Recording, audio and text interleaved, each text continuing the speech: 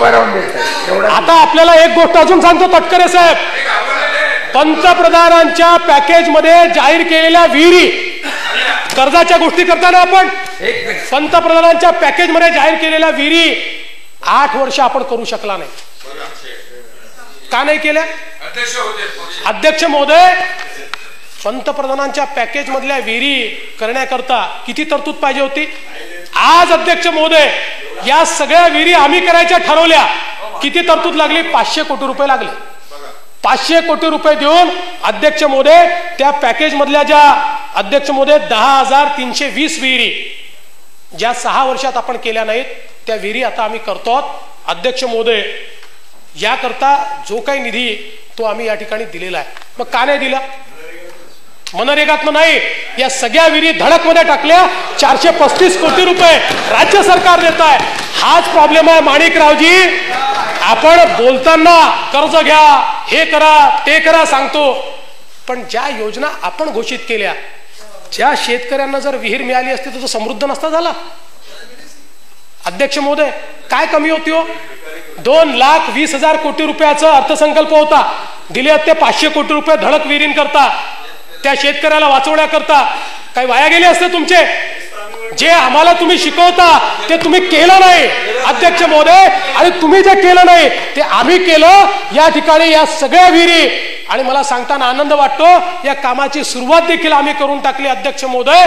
त्यातल्या 3,000 विहिरी पूर्ण आम्ही करतो अध्यक्ष महोदय लवकरच. आणि या सगळ्या 10,000 विहिरींचं काम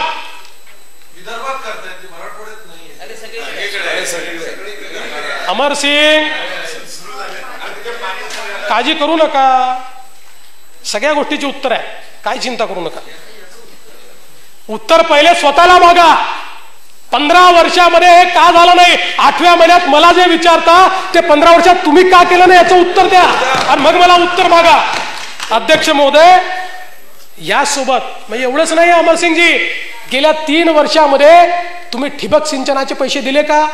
नाही दिले, आम्ही दिले. मग शेतकरी आत्महत्या का करतो? शेतकऱ्याला त्या ठिकाणी सांगायचं तू संच लाव, आणि लावल्यानंतर 3-3 वर्ष अध्यक्ष महोदय त्याला सबसिडीचे पैसेच द्यायचे नाही. हे सगळे 3 वर्षाचे पैसे आम्ही आमच्या माननीय सुधीरभाऊ मुनगंटीवार यांनी बजेटच्या माध्यमातून दिले. त्यामुळे हे जे प्रेम दाखवताय ना, हे प्रेम जर तुमच्या कृतीतनं व्यक्त झालं असतं अध्यक्ष महोदय तर ते खरं प्रेम होतं अध्यक्ष महोदय. अध्यक्ष महोदय